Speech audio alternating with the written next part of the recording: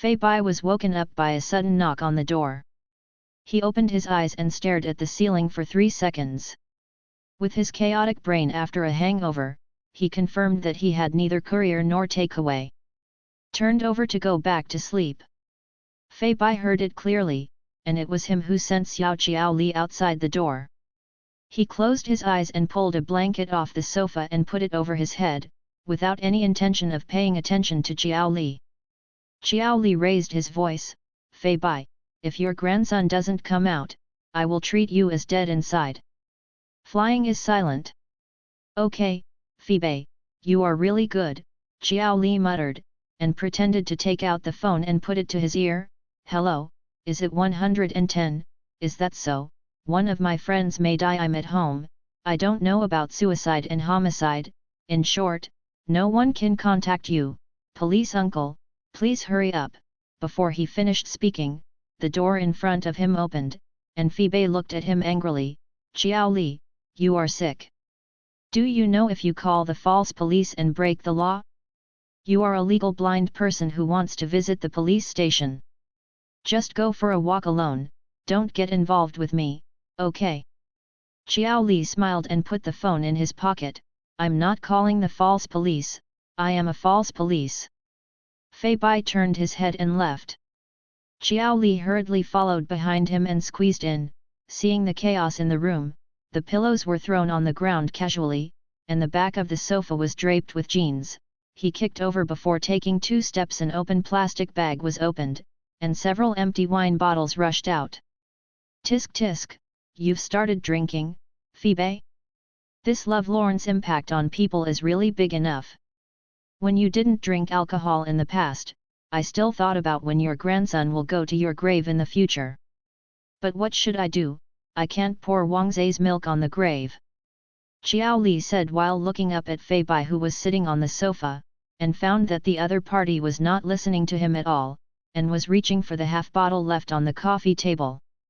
"Beer." He immediately grabbed it and said, "Fuck it. Fei Bai, can you be a little bit more promising, and you can break up with that fool Su Giang, don't toss yourself here? You have to be really angry. But you just toss him. Oh, and that little Sanner, by the way, what's the name of the little Sanner? It really doesn't work, I'll find some buddies to beat him up." Fei Bai interrupted him, "I don't know." Qiao Li was stunned for a moment. "I don't know? You two have been separated for a week, and you still don't know who has been green with you?" Su Giang didn't post on the moments. I also asked a few of his friends, but he couldn't tell. I guess he didn't say anything. Fei Bai hugged his legs and leaned on the back of the sofa, tired tone.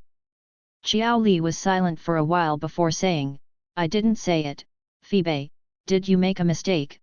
Maybe Su Giang didn't." There is a photo on the screen of the mobile phone, which is a close-up of the fingers clasped together, which is common among couples. Fei Bai leaned over and pointed to the left hand. "This, Su Giang's, has a mole on his wrist, you can't go wrong." Then pointed to the right again. "This hand is not mine." "Where did the photo come from?" Qiao Li asked. Fei Bai said, "Su Giang's Weibo account, he never told me about this account, I picked it up myself." Only then did Qiao Li realize that there was a line of small white characters under the photo, "Gift for baby." He enlarged the photo and observed it carefully. The gift is the electronic bracelet in the hand of the little three, and it also carries the trademark of the Fenjiun Technology Company where Su Giang's father works. Fei Bai said, I went to Fenjiun's official website to see it, but it hasn't been listed yet." "Fuck, this is so stupid," Qiao Li scolded, and then began to persuade Fei Bai, "But can you stop giving up on yourself for such a scumbag? You say your grades are so good, he doesn't look bad, what do you want? Why do you have to hang yourself from a tree? You should. Should I find more trees to hang?" Fei Bai tilted his head and pointed to his fair neck. "I guess I can't stand it here." Qiao Li shook his head in disgust, knowing that he couldn't persuade Fei Bai, so he sat with him for a while and then left. When he left, he took away the empty wine bottle on the ground. Fei Bai listened to the door slamming shut, buried his head in his arms and began to be in a daze. Xiao Li is right, it's not worth being sad for Su Qiang, but he just can't understand, how can Su Qiang say no to his relationship for more than 4 years, from high school to college. At this time, his mobile phone vibrated, Fei Bai grabbed it, and after unlocking it, he saw an email from the school library, reminding him that the book he borrowed last time is due today, and he will not be charged for overdue. Record the breach. Fei Bai hesitated for a while, thinking of Xiao Li's words to persuade him, and finally took a shower, changed his clothes, and went out with a book. It only takes less than 10 minutes to walk from the house he rented to the school. Fei Bai entered the campus through the west gate. When he passed the coffee shop next to the Science and Technology building, he felt a little thirsty, so he decided to buy it. Cup to drink. The store was very quiet. There were a few students studying in the self-study. The clerk quickly prepared a drink for him. Noticing that he tripped over someone's school bag on the ground, he took 2 steps forward and bumped into the shoulder of the person who had just entered. Fei Bai saw that his coffee was about to be thrown out of his hands, and the other party quickly took his hand and the cup together. Fei Bai's eyes fell on the other party's slender and powerful hand. "Sorry." The low, magnetic voice sounded several years older than him. Fei Bai didn't watch because his hand was being held, but he found that the other party was wearing the same electronic bracelet that Su Qiang gave to a third party on his wrist. The man gave him a look and let go. When Fei Bai finally came back to his senses, the other party had already walked to the front of the counter and started ordering, "Ice-cold brew, thank you." He turned around, and the man just picked up the phone and answered a call, "Uncle Su Xiang Cheng, I got the bracelet, yes, it was given to me by Su Qiang." Fei Bai was startled. Su Qiang, needless to say, he also knows Su Xiang Cheng from the man's mouth, it is Su Qiang's father. It turned out not to be the same. This man is Xiaosan himself. Fei Bai's heart was full of sourness. He talked with Su Qiang for so long, and even fell out with his family because of him, and Su Qiang never took him to his house once, let alone introduced his parents to he knows. The early autumn sunlight outside the window outlines the tall and straight figure of the man. Fei Bai squinted his eyes, and reluctantly admitted that Su Qiang's eyes were not bad. It's just this senior brother, it seems to have collided with Su Qiang. And it definitely doesn't look like the one that can do zero. Fei Bai thought of something, and almost didn't mention it in one breath. "Su Qiang, I'm you uncle." He thought through gritted teeth. In addition, this male vixen a few steps away from him is not a good thing. Fei Bai felt that he should have broken away from Xiao San's hand just now and poured him a hot drink over his head, so that he could feel the fiery punishment that those who poach corners should receive. It's not too late. Fei Bai was hesitating, and he had not made a choice between being a good ex and going to the big forum tomorrow. The original match hand tore the mistress hot post. The mistress turned around with the coffee, took a seat at a table in the corner, took the tablet out of the bag and started checking emails. Fei Bai couldn't help being stunned. He was so handsome, with a straight nose, he was like a half-blood prince.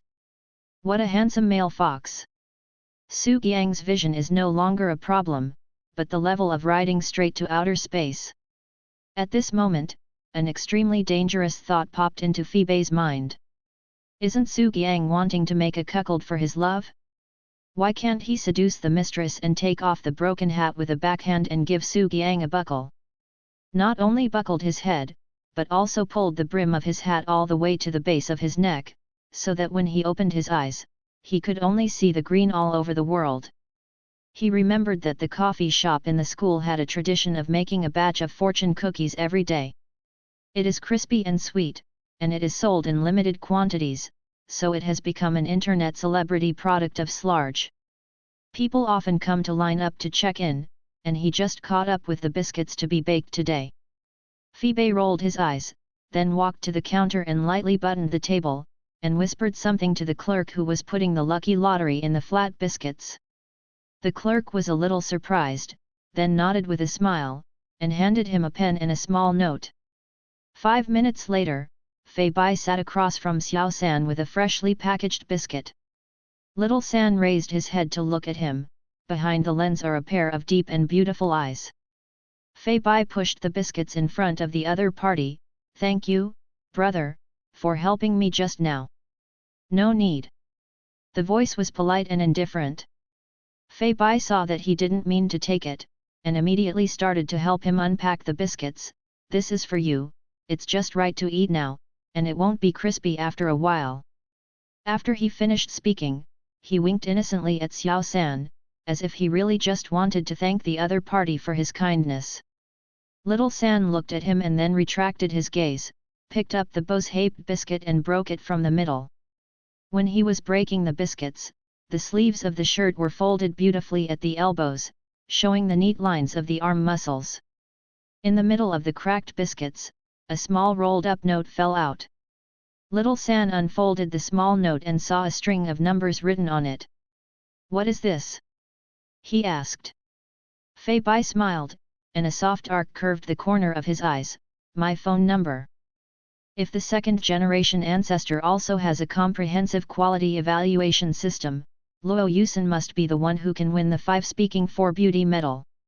At 8 o'clock in the drama, only a few loving elders would take care of him from time to time to see if he had embarked on the road of breaking the law and committing crimes because of excessive lavishness. Luo Yusen himself is the antonym of lavishness. He not only lives regularly and has excellent grades, but also took 20 million from his inheritance during his undergraduate studies in the Department of Computer Science of S University. Together, they founded Fenjiun Technology Company, whose main business is to develop and sell high-end electronic products. The scale of the company has continued to expand, and its profitability has been on the rise. When he graduated from his direct PhD, Fenjiun Technology had already gone public. He has also become the youngest and most promising rich second generation in the city, and has continued to hold this honorary title until today, 2 years later. Young and prosperous second generation? Who gave this honorary title to my brother? Can I go and bribe the organizing committee once?" Luo Chengcheng said with a smile. Secretary Zheng, who was chatting with him, pouted, "I won't tell you if you interrupt me again." Luo Chengcheng hurriedly handed her a cup of tea. "Hey, Sister Zheng, please don't," and then go on. "I also want to know what outsiders think of my brother." Secretary Zheng took it and took a sip. "Actually, it's nothing, the rest is just some gossip, saying that Mr. Luo has not had a girlfriend for so many years because..." She suddenly shut up. "Because of what? He can't?" Luo Chengcheng asked enthusiastically. Secretary Zheng looked behind Luo Chengcheng and showed a stiff smile. "Hello, Mr. Luo." Luo Chengcheng froze, then turned around very slowly and saw his cousin Luo Yusen. Secretary Zheng said, "Oops, I remembered that I just left a document in the marketing department, I have to get it quickly." After he finished speaking, he put down the teacup and stepped on the small high heels and ran. "Brother!" Luo Chengcheng, who was helpless, smiled ingratiatingly. Luo Yusen looked at him blankly. "Who can't?" "Brother, listen to my explanation, I mean it's not good for you to always have people working overtime on weekends. Let's say today, I should be in a 5-star hotel, now I woke up on the big bed with a beautiful girl in my arms." Luo Yusen nodded. "So I still can't, disrupting your plan." No, no, no, Luo Chengcheng quickly shook his head. "I can't do it, I can't do it, I can't do it, I can't do it, I'm really bad at thinking, and I dare to make irresponsible remarks about overtime work.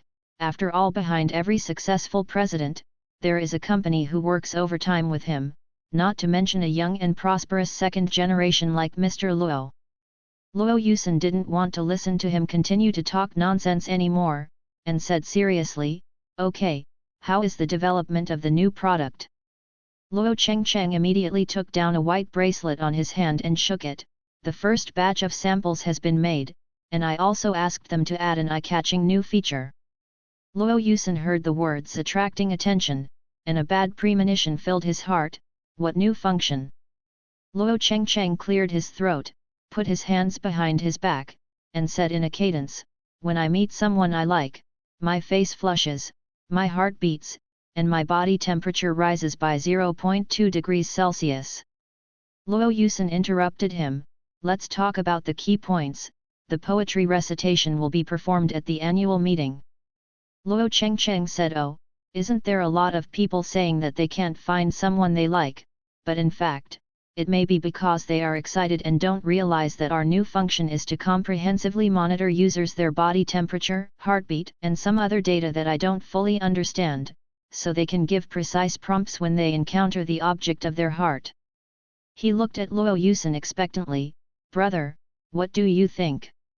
"Not reliable," Luo Yusen thought for a while and corrected, "very unreliable." When there was a disagreement with his cousin, Luo Chengcheng always implemented the principle of family and prosperity. He leaned against the wall and scratched his hair, lazily saying, "It's okay if it's not good. I'm still adjusting it now, I'll just remove it next time. But I think you really need this feature. It's been so many years that you can't even see the shadow of a woman beside you. Hey bro, you don't like men, do you?" Luo Yusen frowned, and before he had time to say anything, Luo Chengcheng had already put the ring on his wrist. "If you don't wear it first, it will be an internal test." Well, maybe there is an unexpected harvest. A few days ago, Lao Su from the R&D department took one back to his son, saying that he was going to send it to his classmates. Luo Yusen interrupted him, "Take it back." "Hey!" Luo Chengcheng didn't react. "You are not allowed to take out the Fenjiun headquarters before new products are launched." "Who agreed to Su Xiangcheng to take the samples privately?" Luo Yusen asked. Luo Chengcheng thought for a while and then judged, "It should be his own consent. I have never seen him ask my department manager anything." Luo Yusen glanced at him. "In the future, no one except me is allowed to take samples from the company. If there are special circumstances, a report needs to be made. This is the rule." After finishing speaking, Luo Yusen went back to the office and received an internal call from the R&D department just after sitting down. He picked up the receiver and put it to his ear. "Hello. Mr. Xiao Luo, it's me, Su Xiangcheng. I have to explain to you about the samples." "Uncle Su Xiangcheng," Luo Yusen took the conversation as patiently as possible, "I don't need to explain, I just need to take back the samples, and the manager of the R&D department is Luo Chengcheng. If you have any questions you can communicate with him directly." Su Xiangcheng choked for a moment, and said embarrassingly, "I know Mr. Luo, I will ask Ji Yang to bring you the sample in the afternoon. He is studying at S University and is close to our headquarters."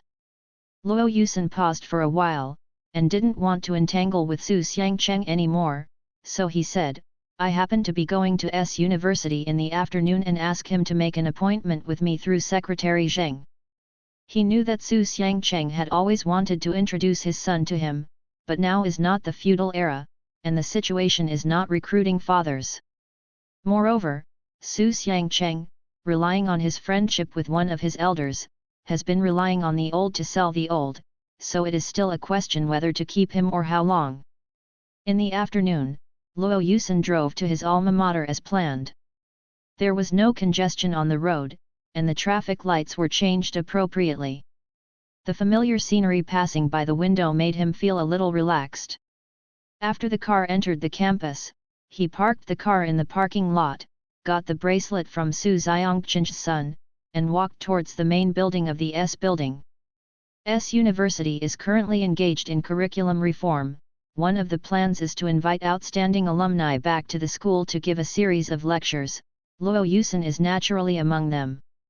He didn't have to come to meet in person, but because there was a more important thing that needed the help of his doctoral supervisor when he was studying, he made a special trip to S University. The sun was warm in the afternoon. Luo Yusen was a little sleepy, remembering that there seemed to be a coffee shop next to the Science and Technology building, so he planned to buy a cup of cold brew to refresh himself. His memory is still faithful. The coffee shop is still quietly located in the corner of the Science and Technology building. The shop door is transparent glass. He saw several students sitting inside, studying for self-study. A boy finished buying coffee after that. He stood there and took a sip, showing a beautiful neck curve when he raised his head. Precious and beautiful youth. Luo Yusen pushed open the door and just took a step in, when the boy drinking coffee recklessly bumped into his shoulder. He lowered his head and accurately grasped the warm paper cup in the boy's hand that was about to get out of control to prevent the coffee liquid from destroying his shirt due to the law of free fall. At the same time, his eyes naturally fell on the boy's hand. The wrist is slender, the carpal bone is slightly protruding, and the cuffs of the baby blue sweater lining the fair skin. Looking further up, the whole person is just right thin, although the material of the clothes is soft, but due to the appropriate tailoring, it can also show the body lines. Adolescent boy who spends a lot of thought on dressing up, afraid that others will not notice him. Luo Yusen also had such a period, and he gently hooked the corner of his lips. When he saw the boy's appearance, he paused, feeling that the man looked familiar, but he couldn't remember where he had seen him for a while. The boy kept staring at his wrist, and then he noticed that he shook the other's hand a little too long, and then said sorry in a low voice, then let go of his hand and walked towards the counter. Go. After ordering with the clerk, Su Xiangcheng called him. He hung up after answering a few words, looked at the watch and found that it was still early, so he picked up an empty space with coffee. Sit down at the table. Just after opening the tablet and replying to the email for a while, a person sat down in front of him. Luo Yusen raised his head and saw the boy just now. The little boy nervously put a fancy biscuit on the table. Thank you, brother, for helping me just now. No need. He took a sip of his coffee. It's not wrong to be called senior brother. He has just graduated from PhD for 2 years. The little boy pursed his lips and began to remove the wrapper of the biscuit.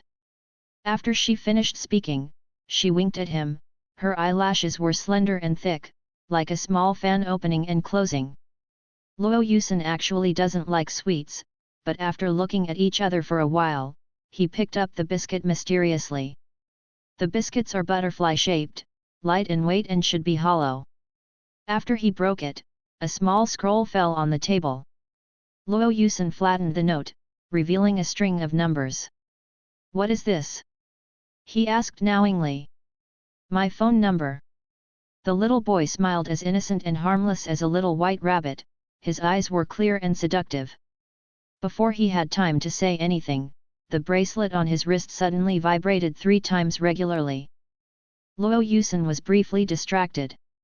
He didn't remember the last time he read about the meaning of the 3 vibrations in the research and development report of this bracelet. At this time, he remembered the heartbeat monitoring function that Luo Chengcheng had introduced to him in the morning, which sounded like a joke, urging him to respond. He came back to his senses, looked at the boy and asked, "Why give me this?" The other party didn't seem to expect that he would ask this question, frowned slightly and thought for a while, and then came up with a sentence, "Because I want to sleep with you." Luo Yusen's expression did not waver because of this too straightforward answer. He pushed it back to the boy. According to the note, I haven't met anyone who has only met once. The habit of having sex. Then put the tablet in her handbag and walked away. After he walked out of the coffee shop, he looked back. The boy was still sitting in the same place, with his head lowered. He didn't know what he was thinking, and after a while, he suddenly tore the small note in shame and anger. Children are not small. Luo Yusen retracted his gaze, walked towards the main building, took out his mobile phone and called Luo Chengcheng as he walked. Luo Chengcheng quickly answered, "What's the matter, brother?"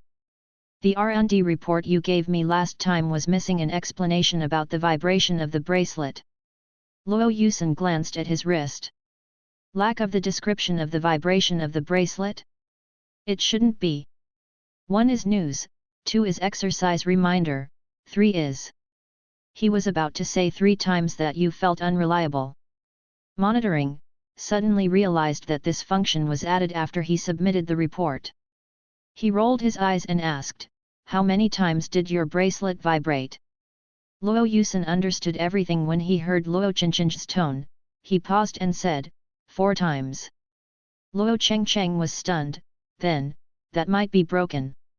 Luo Yusen hung up the phone and confirmed his guess. The expression on his face became subtle. Dream? The little boy who is more casual than handing out flyers and even wants to sleep with him? Luo Yusen felt that his judgment was very accurate, and this function was really unreliable. Today is not a working day, and there are not many people entering and leaving the main building of S University. He took the elevator to the floor where the Department of Computer Science is located, and knocked politely on the door outside the office of the supervisor, Professor Chen, and heard a sound "Please come in" before pushing the door in. Professor Chen was making tea, and when he saw him coming in, he immediately showed a kind smile. "Long time no see, Yusen." Luo Yusen also smiled, sat down opposite Professor Chen, and chatted with him for a while before entering the topic. "Actually, I came this time to ask the teacher to help my sister Fi Fei find as a tutor. Fi Fei's situation is more complicated, so I think it's best to hire teachers from the Faculty of Education. Salary is not a problem." Few outsiders know that Luo Yusen also has a half-sister. Professor Chen was also surprised, because Luo Yusen never mentioned the existence of this sister when he was studying under him. After listening to Luo Yusen's talk about Luo Fei's situation, he frowned deeply, pondered for a while, and said, "Yusen, in fact, I don't recommend you to go to a teacher from the Faculty of Education to be your sister's tutor. You just said that after the former tutor resigned, the younger sister had a strong attack on the new candidates, so now your first task is to find a person that she will not reject. After all, you have hired a professional. The team is working on a treatment plan for her, so appropriately lower the knowledge level requirements and choose a younger and more friendly tutor, maybe the effect will be better." Luo Yusen listened carefully, then nodded. "The teacher is right, I didn't consider this level before. Fi Fei really needs a tutor that she likes, but at present such people are still relatively difficult to find. Do you have any recommended candidates?" Professor Chen handed him the brewed tea. "I really think of one. Last year, an undergraduate student from the Department of Education presided over a scientific research training project that intersected with our Department of Computer Science. I gave them as an instructor, and the child's professionalism was much better than his peers, and his personality was likable. He often volunteered at the Children's Welfare Institute. He told me that he would like to study special education in the future. I heard that he went to participate in the defense of the National Award, and his name is quite unique, called Fei Bai." "Fei Bai," Luo Yusen read it again, and turned the teacup in his hand. "Can I trouble the teacher to contact this junior brother?" "Okay, just this Saturday, I will ask if the child is at school. If he is, I will ask him to come over and communicate with you directly." Professor Chen picked up his glasses and put them on, turned on his phone and started send Fei Bai a WeChat. Fei Bai was sitting in a coffee shop sulking when he received Professor Chen's WeChat message from the Department of Computer Science. In front of him were 2 cups of seldom drinking drinks, an abandoned biscuit, and a small mess sheet of paper. 20 minutes ago, the male fox spirit brother broke the lucky lottery cookie he gave him, and the small note with his phone number fell out smoothly. The brother knew what it was. "He did his duty," I answered dutifully, but my brother suddenly asked him, "Why did you give me this?" "No, what do you say? Are you trying to sell insurance to you?" Obviously the latter is a necessary skill for male foxes to compete for jobs. He couldn't help sighing and said that what kind of pot goes with what kind of lid. Su Giang's broken pot can only find such a lid that he wants to snap on any pot. Fei Bai really wants to ask Xiao Li to complain about this pair of dog boys and men right now, but according to Xiao Lin's virtue, he will probably ask him sideways, "So what are you?" Cool cover. Fei Bai was almost amused by himself, remembering that his brother was still sitting across from him waiting for him to answer, and somehow blurted out, "Because I want to sleep with you." It may be because I want to test how shameless a male fox can be. As a result, people threw him a sentence I don't have the habit of having with people who have only met once and then went away. It took a while for Fei Bai to react before he realized that what my brother said was an extended version of no appointment. Co-authored and asked him why he was waiting here for the phone number. It's neither lack of strength nor provocation, but to make him humiliate. With the anger of being humiliated by the male fox, Fei Bai tore the small note with force. After a while, he thought with hindsight, maybe it's because he recognized him that he did this, deliberately made him embarrassed, and then expressed his loyalty not to. Maybe they will tell Su Giang everything that happened today, and then the two of them will laugh at him for being too affectionate and humiliating. Just thinking about it, Fei Bai felt his scalp tingling, and his whole body would explode in place. You shouldn't listen to Jiao Li. When you go out, you will encounter this kind of social death scene. The male fox is also really good. He recognizes him and helps him. The little three is willing to help the original wife. He was about to call Jiao Li for comfort, but just after unlocking his phone, he received a WeChat message from Professor Chen, asking him to come to his office if he has time now. In his freshman year, Rajali and a classmate from the computer department tested the water and made an interprofessional scientific research training project. It is an educational app development for children with autism over the age of 5. Unexpectedly, the school finally approved the project for him, and Professor Chen was the instructor he sought from the Department of Computer Science. Find him at this time, probably to chat with him about the progress of the project. Fei Bai suddenly felt guilty, since he broke up with Su Giang, his whole person has been in a state of suspension, not to mention scientific research projects, not even going to class, staying at home all day drunk and dreaming. The only estimates that Professor Chen talked about were a summary of bitter love songs in the past 10 years and a lovelorn experience of a 19-year-old young man. However, he still replied okay, I'll be there soon to Professor Chen. Let the academic misery beat him violently. Fei Bai jumped off the stool, put the phone in his pocket, picked up the book at hand and walked out. He's at school, tell me to come right away. Professor Chen took off his glasses and handed Luo Yusen the chat page with Fei Bai. Luo Yusen said thank you teacher.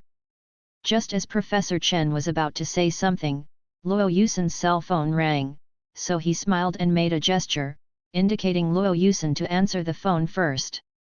Luo Yusen wanted to hang up out of respect for his mentor, but after seeing the caller ID, his face froze, and he quickly answered, "What's the matter?"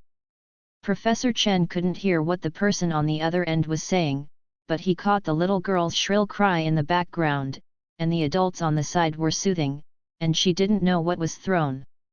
A loud bang on the ground. "Okay, I'll go home now, take away everything that may hurt Fei Fei, don't let her fall, and don't let her get close to the stairs," Luo Yusen said concisely and forcefully. He stood up while ending the call, and bowed slightly to Professor Chen. "Teacher, Fei Fei's condition is not very good, I may have to leave first." "I see, don't waste time, you can go," Professor Chen waved his hand understandingly.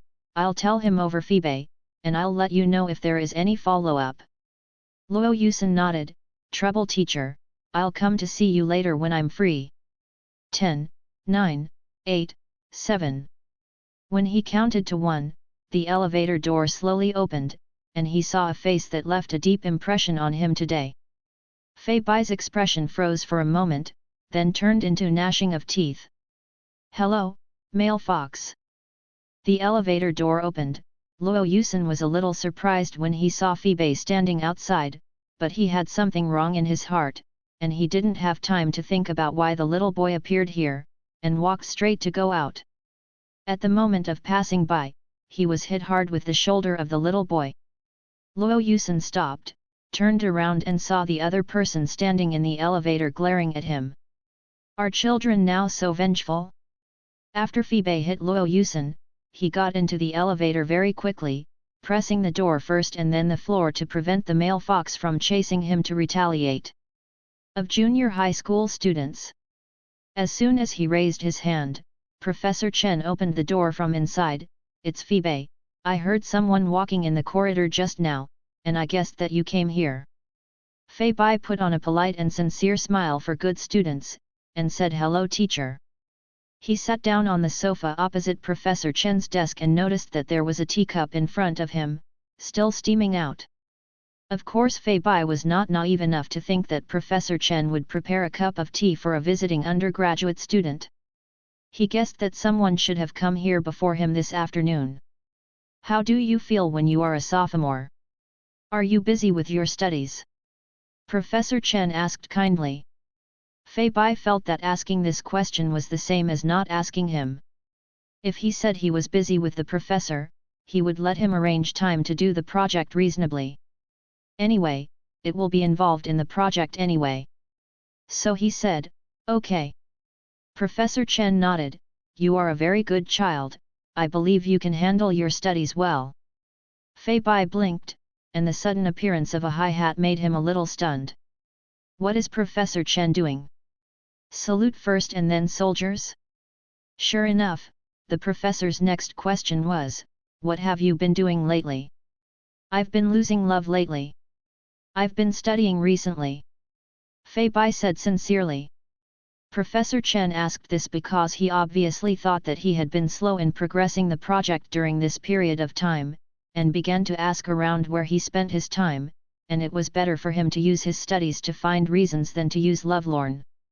To his surprise, Professor Chen did not blame him, but said pleasantly, I know that the undergraduates in your Department of Education are currently focusing on the study of theory, but in fact, practice is also very important.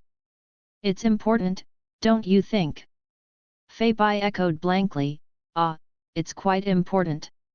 That's right, I know a child, her situation is a bit special, she needs to find a tutor. Professor Chen explained Luo Fifei's situation to Phoebe in detail, but did not mention Luo Fifei Yusen's relationship with him. After all, Xiao Luo is now not only his former doctoral student, but also the president of Fenjiun Technology.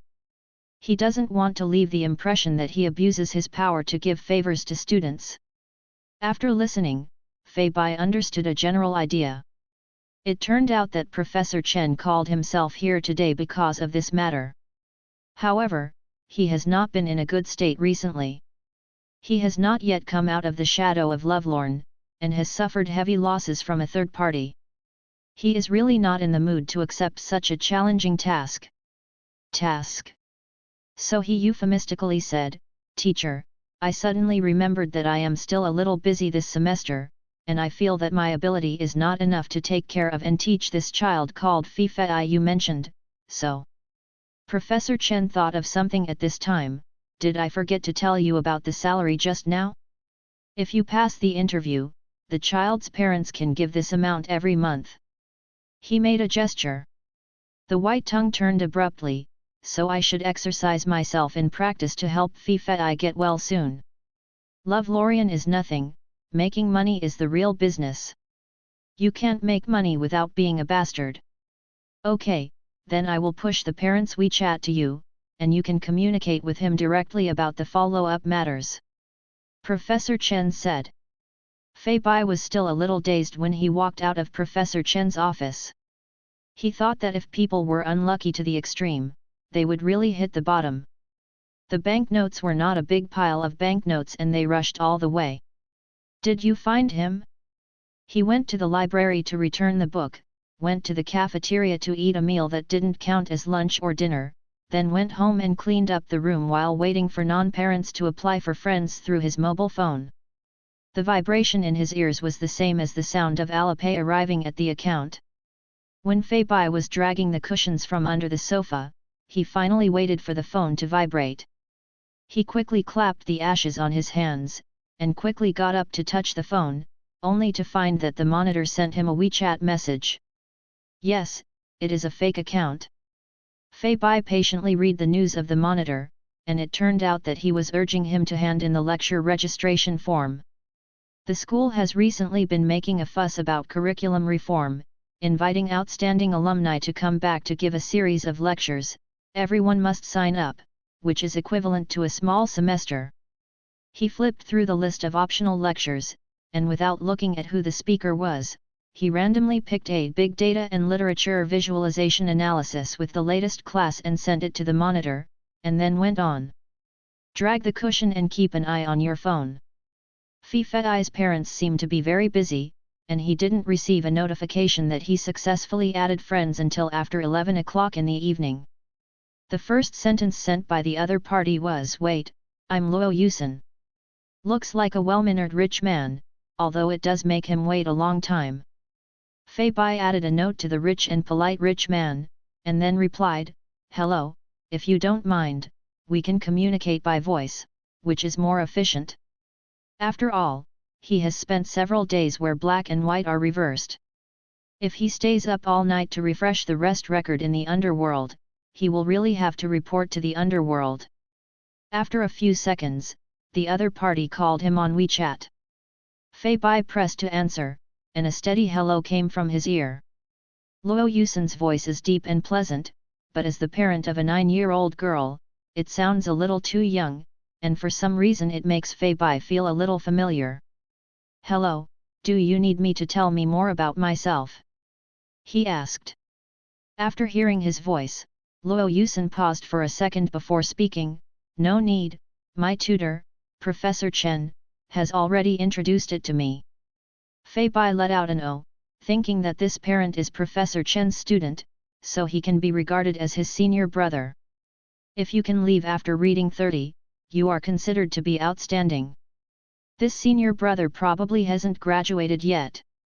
However, there are many doctoral students, brothers and sisters who have become parents in the school, so Fei is not surprised. Besides, he doesn't care about the private life of customers. The football team has nothing to do with him. So he didn't say much, and simply made an appointment with Luo Yusen to come to the door at 10 o'clock tomorrow for a trial lecture, and then ended the call. There was a man behind him, like a sheep, lowered his head and used a whip to urge the money to speed up. He was so anxious that he said, "Don't be tired of them, what if you die of exhaustion and become ghost coins?"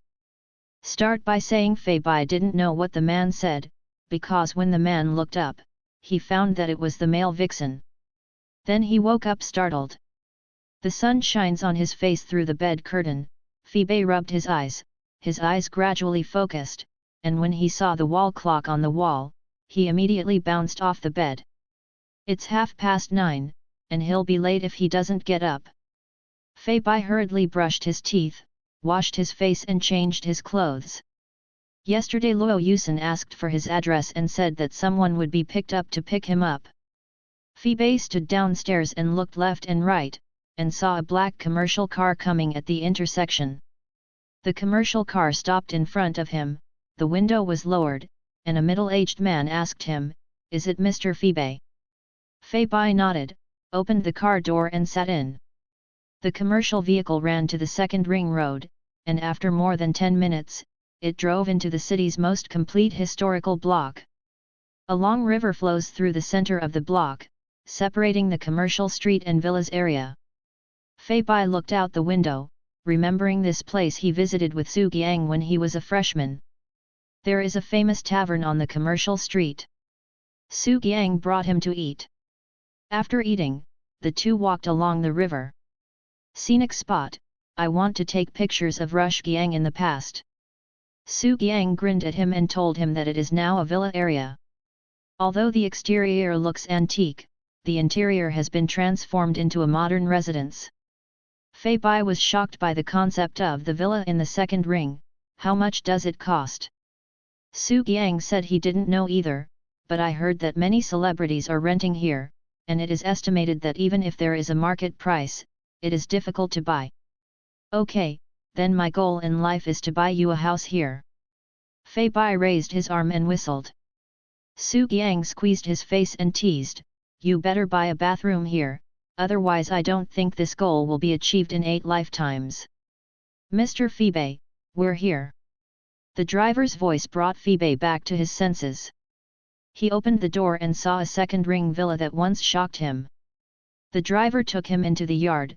Phoebe walked a few steps and couldn't help but said, "Excuse me, can I take a picture? I'm afraid this is the only time I come in my life." The expression on the driver's face should be that he wanted to laugh but held back. He said solemnly, "You should ask Mr. Luo later. I am not the owner of the house, so I can't decide for Mr. Luo." "Oh, yes." Phoebe nodded, wondering if Luo Yusen would agree to his request to take pictures if he failed the interview. "I hope this rich man can carry it forward. Buying and selling is not the traditional virtue of benevolence and righteousness." Beside the floor-to-ceiling windows on the second floor, Luo Yusen paused slightly when he saw the boy who was brought in by the driver. The driver took Phoebe around the rockery and bonsai in the yard, and handed him over to a middle-aged woman waiting at the door on the first floor. The middle-aged woman told Phoebe that her surname was Zhang, and she was a life nanny for Fei. "Now I will take him to find out about Fei. Find out what is being drawn. Tisk tisk, the taste of the rich is really arbitrary." Auntie Zhang noticed Phoebe's eyes and said with a smile, "This is all a painting by Fei." Fei immediately changed his tone of admiration. "Well, it can be seen that he is a very creative child." In order to show his sincerity, he also pointed to one of the pictures with a slight shape and said, "This hair dryer is very vivid, although there is no plug, but the position of several buttons still quite special." Aunt Zhang hesitated and said, "This is Fei's painted pig." Peppa Fei blinked, then put his hand down silently. "I can only blame Peppa Pig for looking too much like a hair dryer." Aunt Zhang led him into a place similar to a study, and then took out a stack of materials from the bookshelf for him. Fei put down her school bag, and then flipped over it. It was some internationally accepted behavior scales, as well as the record of the intervention process of Luo Fei. The content is very professional, and even some places are expressed in English. He saw it all. "It would be better if you sent it to me sooner," he muttered, took out his mobile phone and began to look up a professional vocabulary. Aunt Zhang heard the words, "Last night, Fei lost his temper. Mr. Luo stayed with you very late. I think it was past 12 when he ended the call with you. Mr. Luo estimated that I was afraid to disturb your rest, so I didn't send you the information in advance." After what she said, Fei remembered the efficient thing he said when he asked Luo Yusen for a voice call last night. "Senior brother is very understanding." "Auntie, can I borrow a pen and paper?" Fei asked. Auntie Zhang opened the drawer and gave it to him, and when he saw that he began to take notes, she couldn't help but say, "Actually, this trial lecture is to see if Fei can get along with you. No need too nervous because," she was just about to say "because it's not available in general," thinking that she can't give Phoebe's frustration now, so she swallowed it and changed her mouth, "because Mr. Luo has a special treatment plan for non-Fei. You don't have to worry about this in the future. As long as you accompany Fei well." Fei raised his head and smiled at her, "Be prepared for everything, this is my habit." His smiling face simultaneously appeared on the computer screen in front of Luo Yusen on the second floor, accompanied by the phrase "Be prepared for everything, this is my habit" in the Bluetooth speaker. Luo Yusen looked at the boy on the screen and remembered the cookie with the phone number that he gave him yesterday afternoon. Children are really good at getting ready. Fei briefly summarized Luo Fei's behavioral characteristics, and listed a few precautions for himself.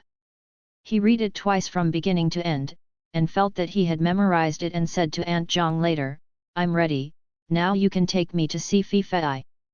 Luo Fei is in the training room next door. The little girl is beautiful and has a pair of beautiful big eyes, but her eyes are blank and alert." When she saw Phoebe, she obviously ducked back. "Can't Mr. Luo come? If you are afraid of seeing strangers in this situation, it is best to be accompanied by a parent." Fei asked Aunt Zhang. Aunt Zhang shook her head. "Mr. Luo uses Fei's real reaction as the basis for selecting tutors, and he doesn't want to be a distraction during the trial lecture." Fei saw that she had reservations about what she said, so he carefully looked at the indoor environment, and sure enough, he found a surveillance camera installed on the ceiling. He understood that Luo Yusen should observe himself from a distance. So he nodded obediently. Chen Ken said, "I know, I will work hard." Upstairs Luo Yusen laughed softly, "The child is quite smart." Fei Bai slowly approached Luo Fifei, stopped when she was about half a meter away, crouched down to keep her line of sight. "Hello, I'm Fei Bai." Luo Fifei did not respond. Fei Bai slowed down and repeated the sentence again. Luo Fifei stared at him for a while, then turned her back to him and began to dig the cushion wrapped on the wall. Fei Bai waited patiently, and finally Luo Fifei turned to look at him again. He noticed Luo Fifei's mouth twitched, and said quickly, "Great, tell me your name." Luo Fifei made slurred syllables. Aunt Zhang on the side was obviously stunned, and quickly took back her surprised expression. Fei Bai saw some training props on the ground not far away. He walked over and picked a small ball, made a dashing dribble posture, and then put the ball with a little effort rolled to Luo Fifei's feet. "Fifei, then." Luo Fifei ignored him. Just as he was about to change the ball and continue to try, Aunt Zhang received a call.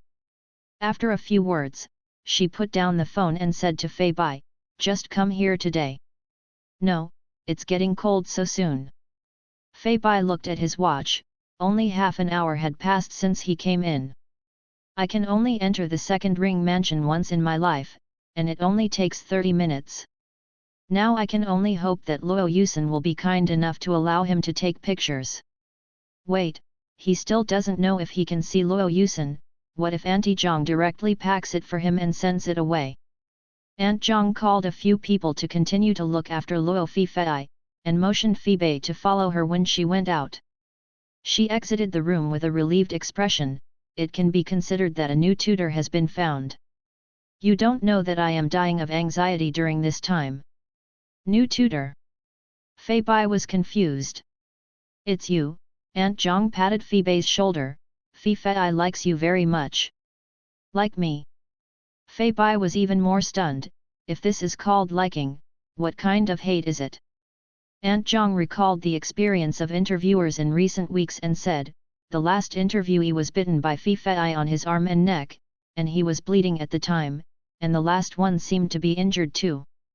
Hands and necks, he was stomped when he was laying on the ground building blocks for Fifei, and," Fei Bai felt a chill in his neck, if compared with these people, Luo Fifei really liked him.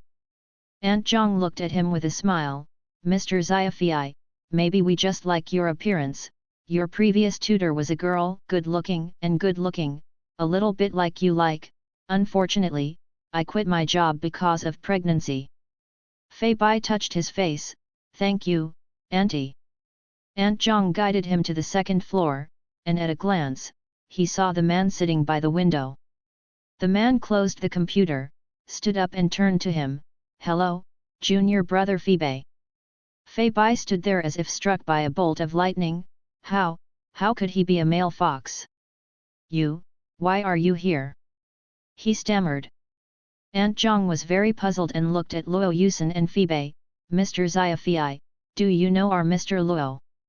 Mr. Xiaofei said that I know him too well. "You, Mr. Luo, are greener than me, and he gave me a fatal blow yesterday." Luo Yusen looked at Fei Bai and lightly curled the corners of his lips. "I know." Then raised her hand to Aunt Zhang.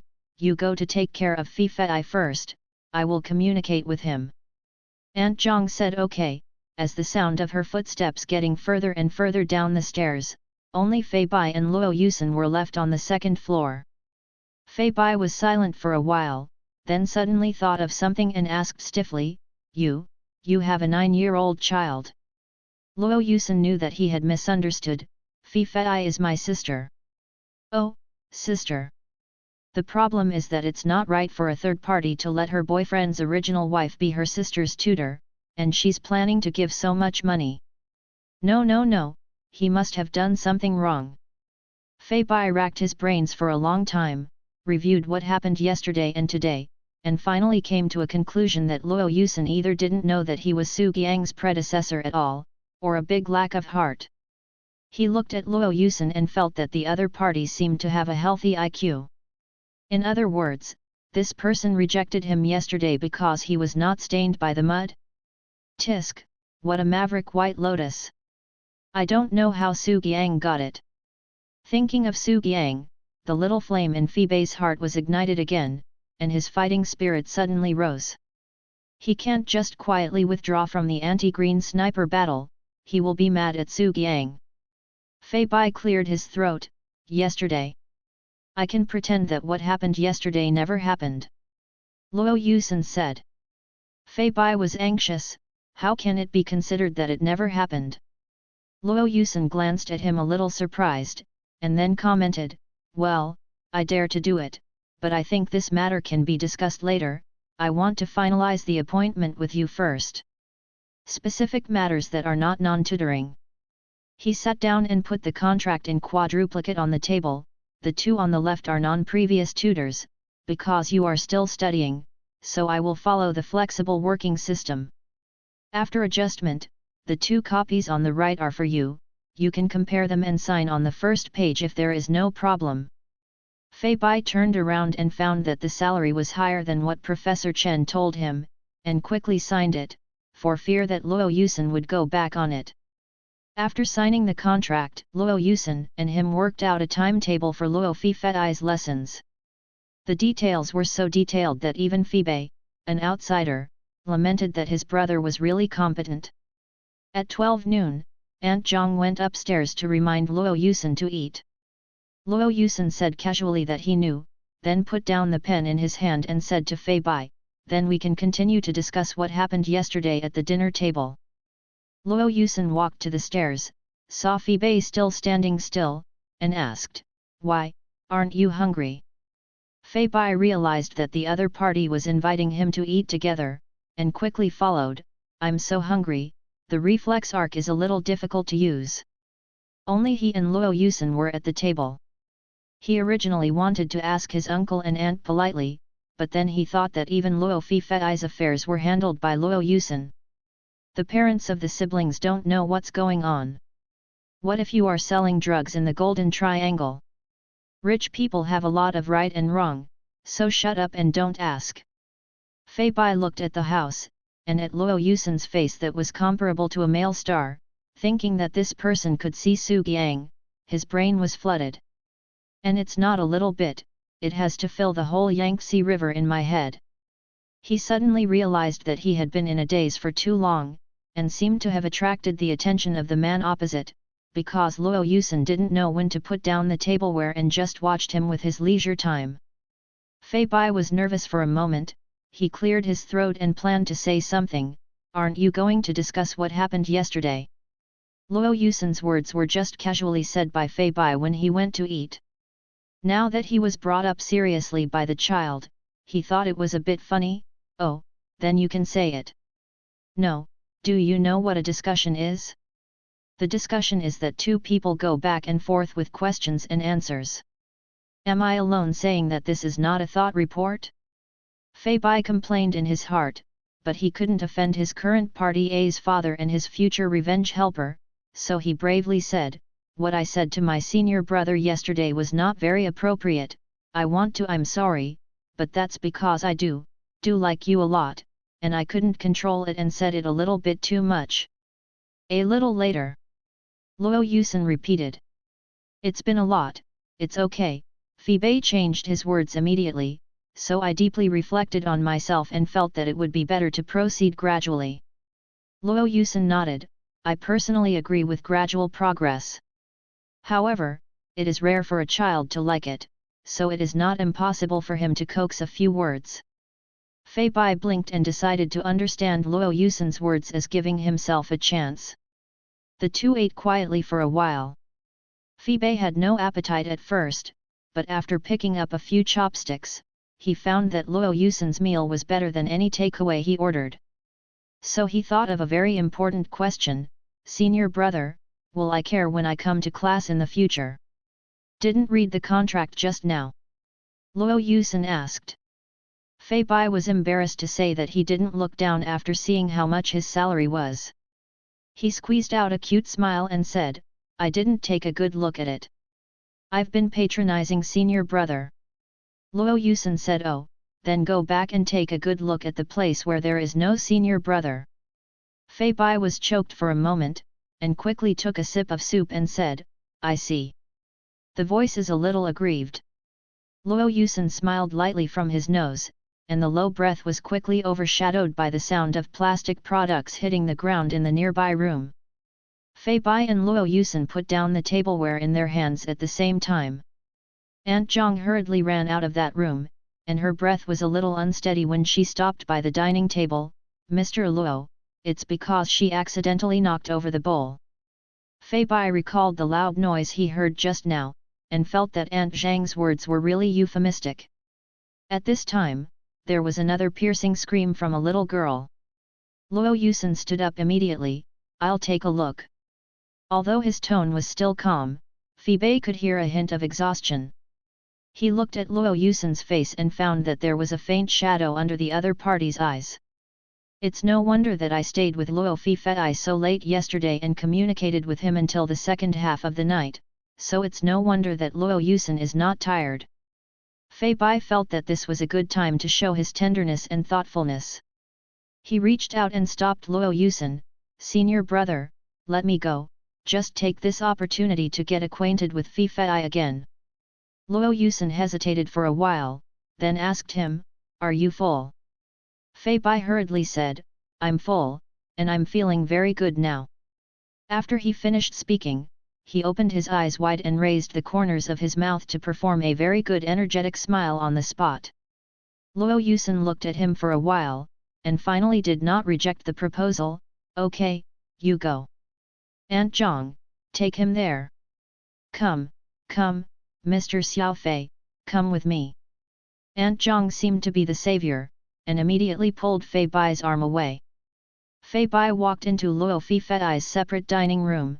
The little girl sat on the chair and played with the spoon in her hand, while screaming intermittently, and several people around were carefully cleaning up. No one dared to make a sound because of the mess she had made on the ground.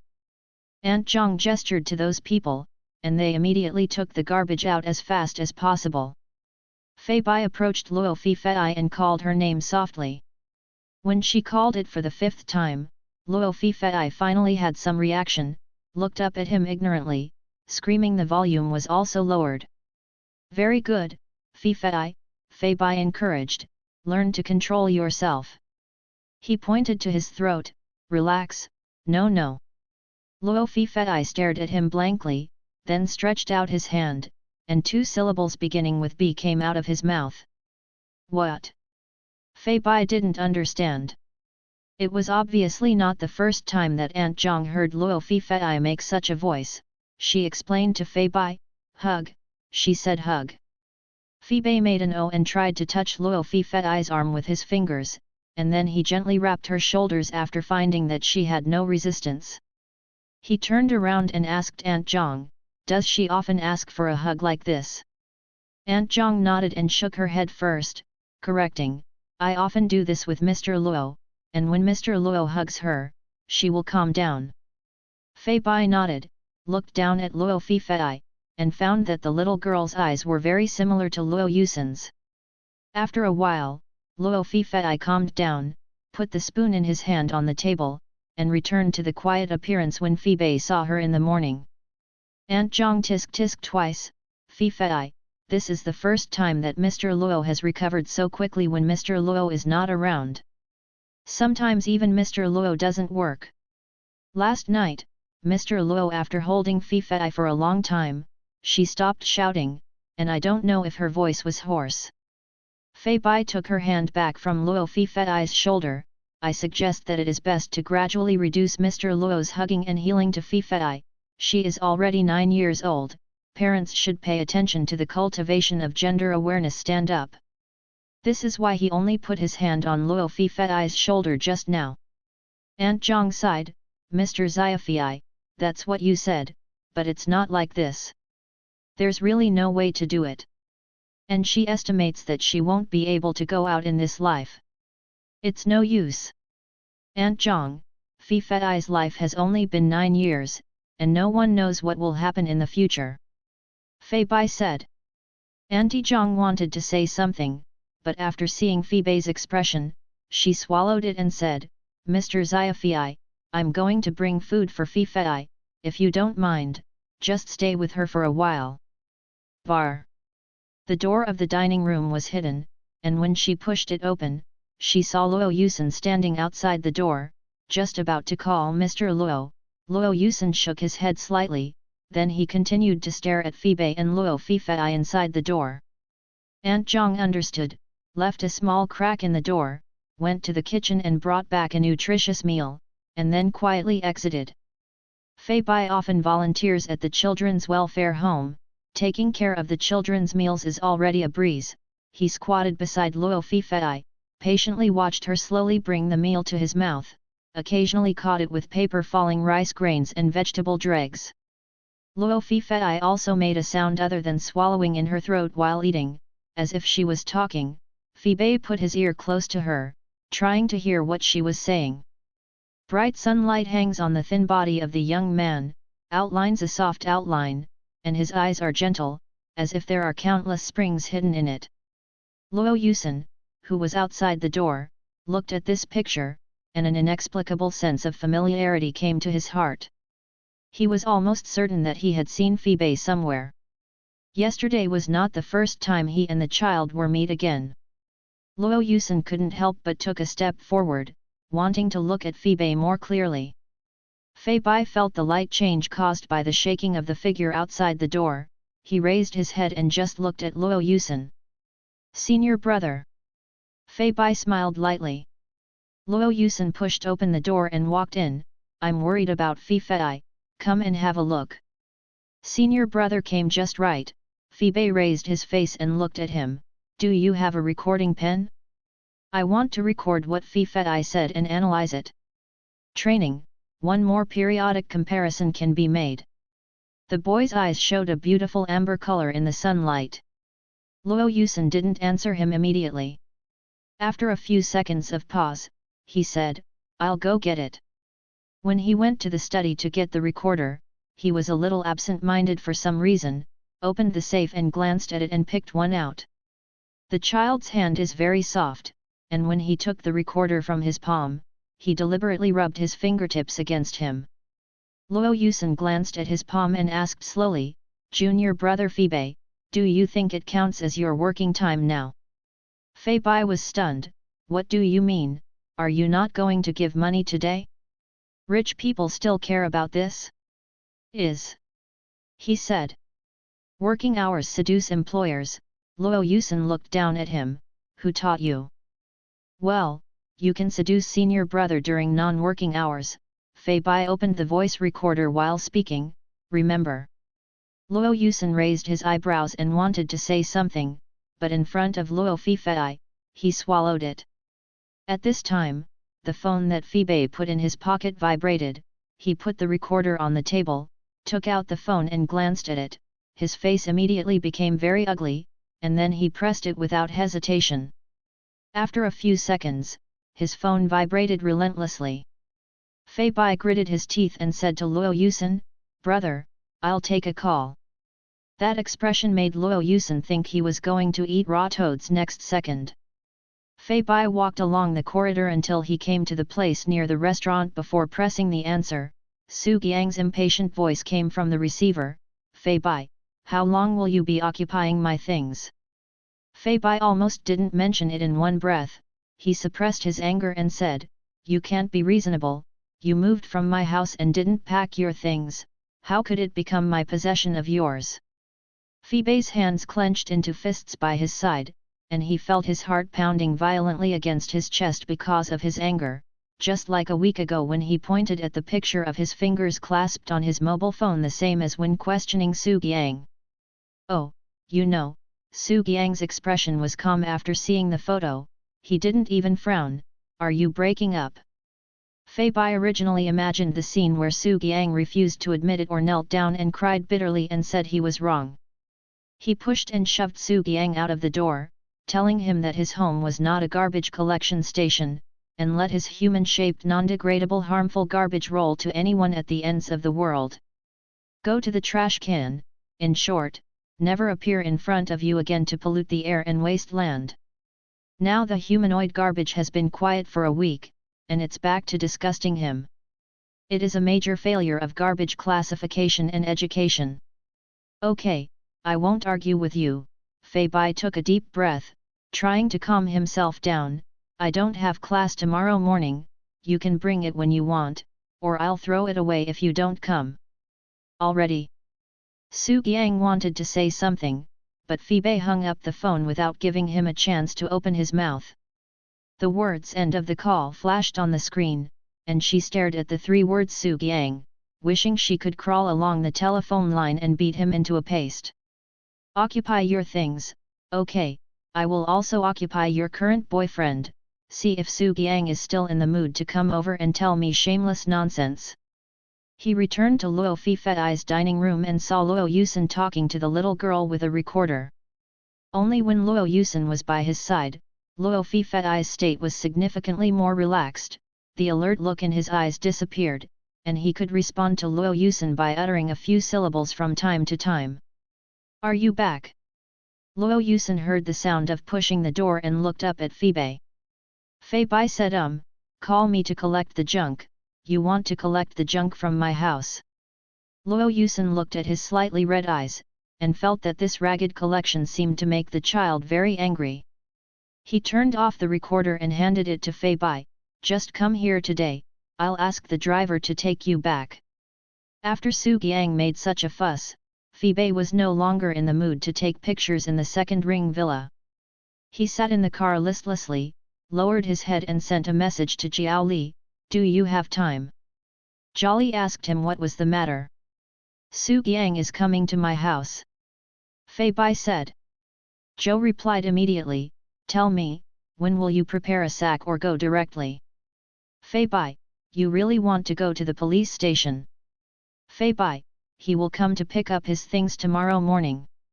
I'm afraid that it won't be finished today. Can you come and help?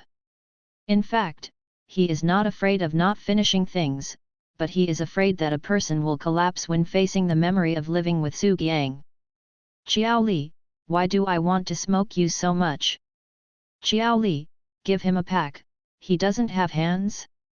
Is he a salenterate? You think I want to clean up? It's not that when I broke up, I told him not to enter my house again.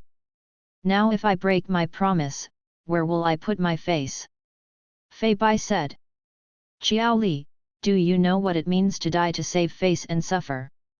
Although he said so, Jiao Li came in the afternoon to help Fei Bai clean up the traces left by his ex-boyfriend in his house, as big as the pillows on the bed, the clothes in the closet, as small as the books on the bookshelf and the razor in the bathroom. They were cleaned up until the evening. In fact, Su Qiang doesn't have much stuff, and all the odds and ends add up to only a medium-sized carton. Fei Bai squatted beside the box and stared blankly at the contents for a while, as if he couldn't understand why Su Qiang only left this little weight in his life. Jiao Li raised his foot and kicked the box lightly. If you want me to tell you, you should sell him junk, and then throw the money in his face and tell him it's worth it. Fei Bai shook his head and stood up on his knees. I have a better way to get revenge on him now. Jiao Li's eyes suddenly lit up.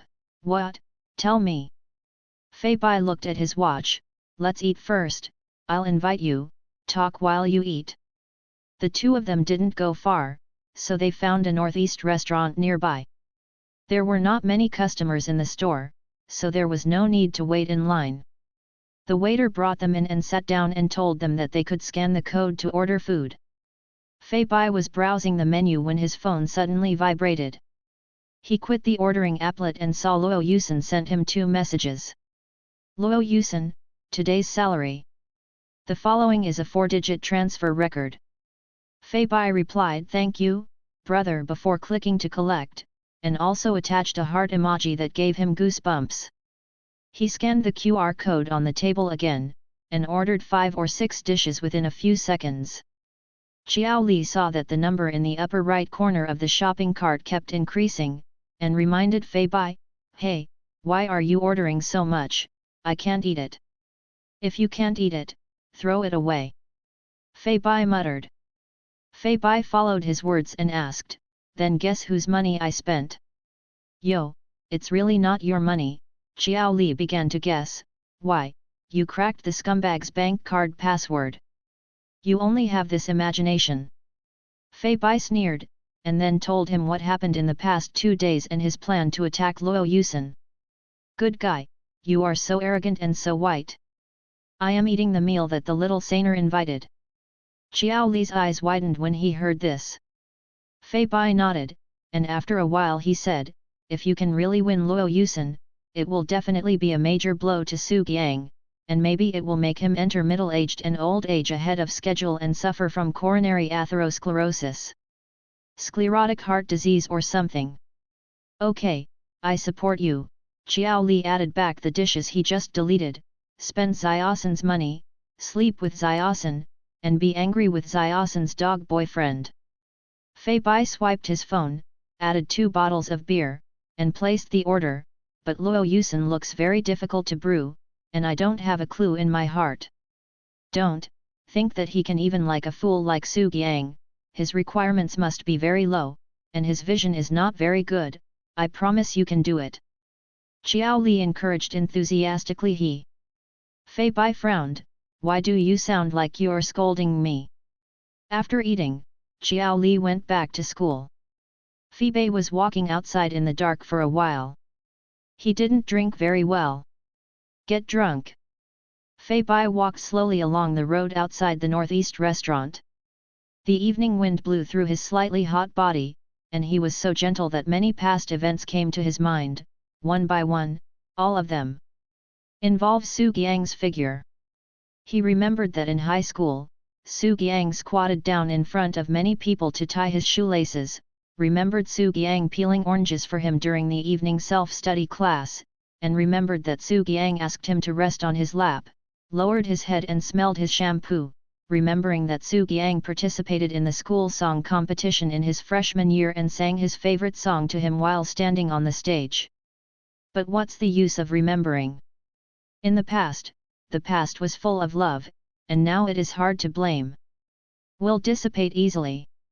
Su Qiang wanted to smash the beauty to him. Then he also Su Qiang pays the price. Childish? Childish. But he is not yet 20 years old, so why can't he be naive? Now don't be naive again, dare to love and hate again, you will have no chance when you become an adult. Thinking of this, Fei Bai clenched his fists and shouted at the night sky, Su Qiang, wait for Lao Tzu. After a series of preparations, I began to stand in front of the mirror and practiced the expression after seeing my ex, hoping to show a mental outlook of you scumbag, you are optimistic about me breaking up with you and still live a particularly awesome life.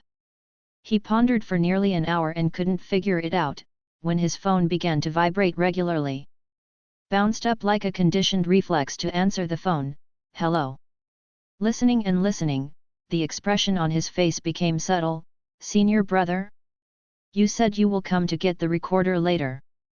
Fei Bai didn't expect that the first person to call him today was not Su Qiang, but Luo Yusen. Luo Yusen said on the phone that there was an important recording in the recorder he gave him yesterday, and he needed to come and take it now. Fei Bai swallowed and asked tentatively, can you come over tomorrow to get it? Or in the afternoon? No. Luo Yusen rejected him succinctly. Fei Bai bit the bullet and said, okay, then senior brother, I'll wait for you at home.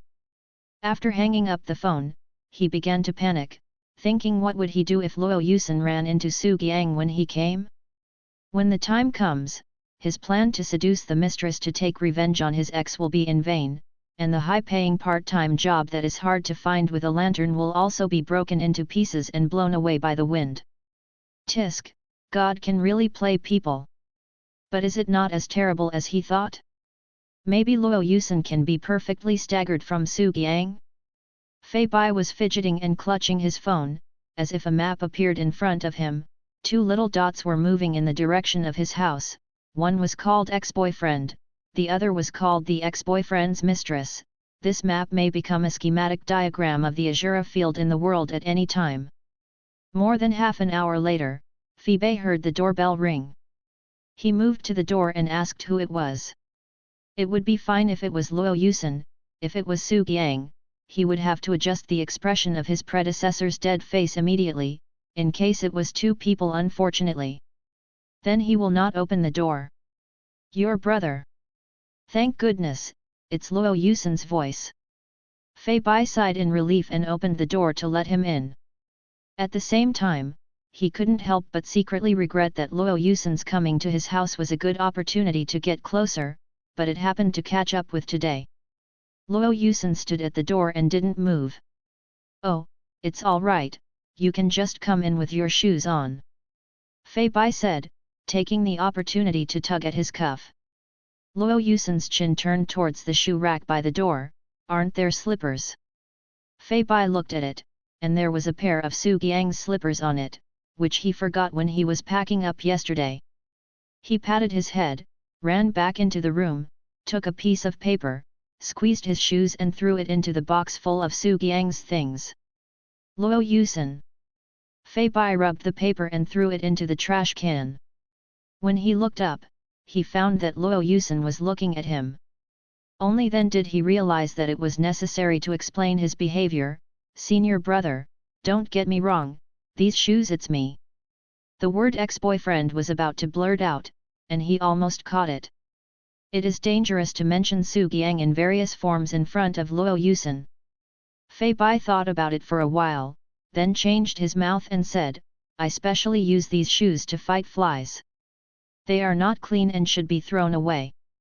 After a pause, he added, in the future, prepare a pair for senior brother. Luo Yusen raised his eyebrows slightly after hearing his words, and his eyes had a bit of meaning. Fei Bai pretended not to see it, and led him into the house. Senior brother, you can sit wherever you want, and I'll get the recorder. After he finished speaking, he ran into the bedroom and started to look through his school bag. After Luo Yusen called him, he panicked and forgot to take out the recorder first. Fei Bai turned around for a long time and found nothing. He broke out in a cold sweat. He remembered that he clearly put the recorder in his school bag yesterday. Hurry up, drag it down, Su Qiang is coming. Fei Bai glanced around the room blankly with his school bag in his hand. Did the recording pen fall out and roll into a corner? Just as he was about to start a carpet search in the room of less than 10 square meters, the doorbell rang again, and it was the ringing method that was picked up before the previous one had finished, and the next one could be heard. The person ringing the doorbell was very impatient. Fei Bai's mind was full of only one thought, finished, egg, finished. He will die. No, this is too miserable, the revenge plan has to end in embarrassment before it even begins. No, he can't just admit it, at least he has to struggle. A fighting spirit that came out of nowhere ignited Phoebe. He dropped the school bag in his hand, ran to the living room, pulled Luo Yusen's wrist and dragged him into the bedroom. Luo Yusen looked at the child inexplicably, what are you doing? Then without waiting for Luo Yusen to respond, he ran out and closed the door. The doorbell continued to ring. Phoebe straightened his hair, took a deep breath and opened the door.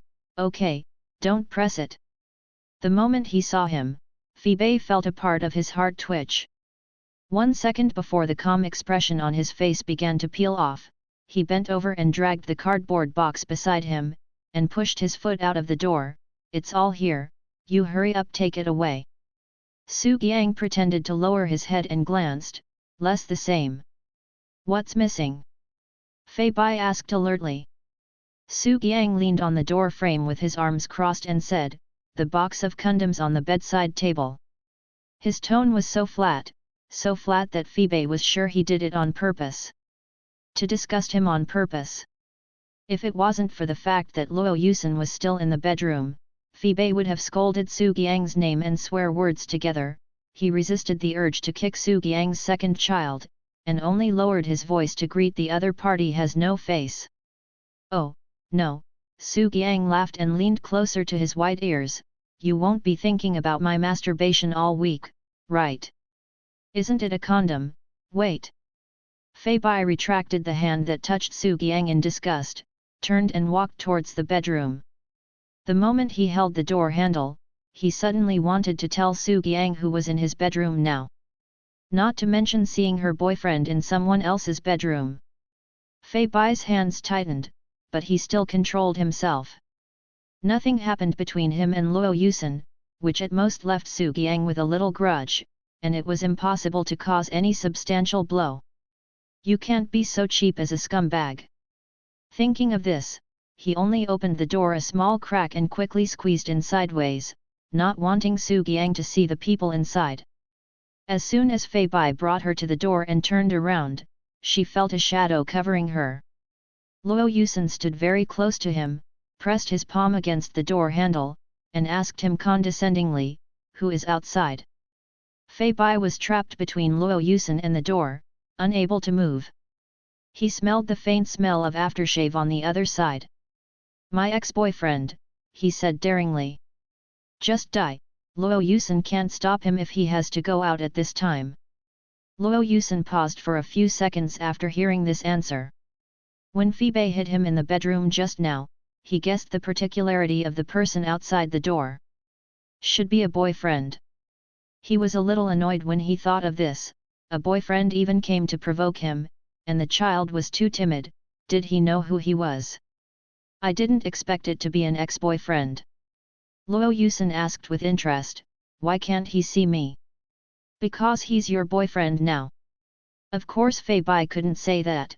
He swallowed, because I'm afraid he has low self-esteem." Although this did not sound so sincere, as if it was made up to please him, Luo Yusen let go of his hand and took a step back. "How long am I going to stay here?" Fei Bai breathed a sigh of relief. Now Luo Yusen is stable. "I'll get him something and he'll go right away." Fei Bai put his hand on Luo Yusen's shoulder, pushed him to the side of the bed with a little effort and sat down.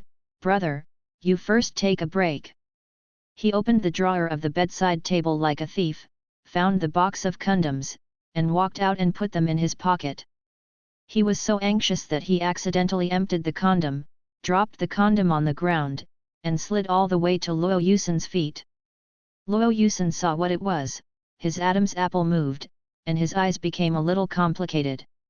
Fei Bai was about to bend over to pick it up, and one hand had already held the box of condoms before him and handed it to him, accompanied by a low something dropped. He didn't dare to look at Luo Yusen's expression, and after he took it, he walked out sullenly, forgetting to say thank you. Outside the door, Su Qiang was leaning over to look at the things in the box. Fei Bai slammed the condom on his chest. "Take it and roll." Su Qiang didn't pick it up. He glanced in the direction of Fei Bai's bedroom. "How long does it take to find a condom? Can you handle it?" Fei Bai said contemptuously. Su Qiang continued to ask, "Are you at home alone?" The meaning of this sentence is even more obvious. Fei Bai said angrily, "I'm afraid to scare you to death at home half alone." Su Qiang was choked by him and wanted to say something, but Fei Bai grabbed the door and closed the door before he could speak. After a while, there was the sound of dragging the carton outside the door, and then the sound of footsteps going downstairs. Fei Bai lay on the cat's eye and looked out, sure that after Su Qiang left, the whole person relaxed, and he could hardly believe that he saved himself from danger like this. "Now I just need to delay Luo Yusen for a while to prevent him from bumping into Su Qiang when he leaves. I just haven't found the recorder yet. Damn, I forgot, where is the recorder?" Fei Bai returned to the bedroom, pretending to rummage through boxes and cabinets calmly, while Luo Yusen sat on the bed so calmly watching him look. Just when he was hesitating whether to lie on the ground and check the bottom of the bed regardless of his image, Luo Yusen said lightly, "Lost it." Fei Bai thought that Luo Yusen said that there were important recordings in the recorder, and thought how many impression points would be deducted from him if he admitted that he lost it. So he said, "I forgot where I put it for a while, brother, give me some time." Luo Yusen didn't answer, and his eyes fell casually on a book by his bed, like Borges. Fei Bai saw the book Deep Rose that he put on the side of his pillow.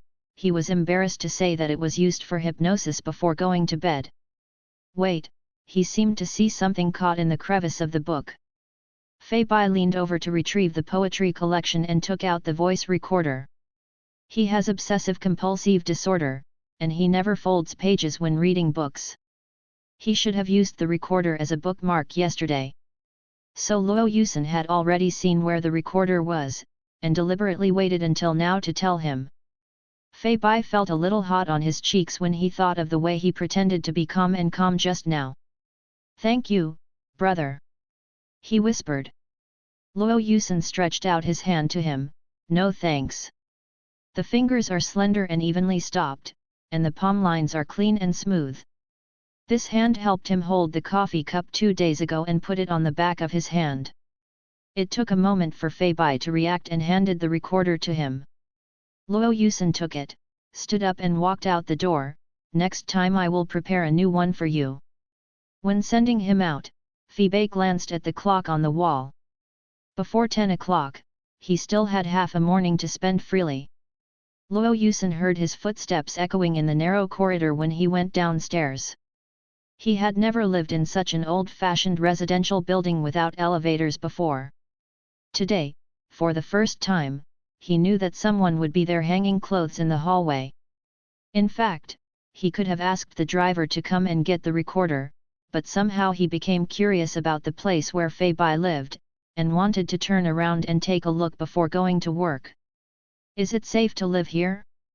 Speaking of when he was studying at S University, an elder bought him a house in a nearby high-end community. After graduation, he didn't come to live often, but he didn't sell it. Rent, because possessiveness has always been strong.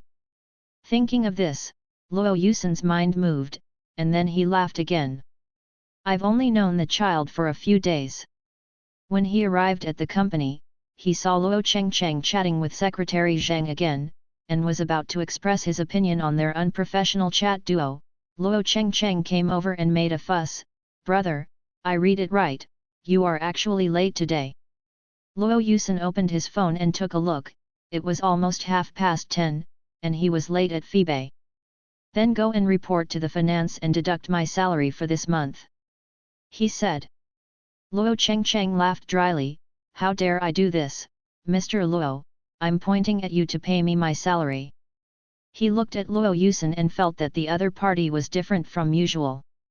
Yes, it was the expression.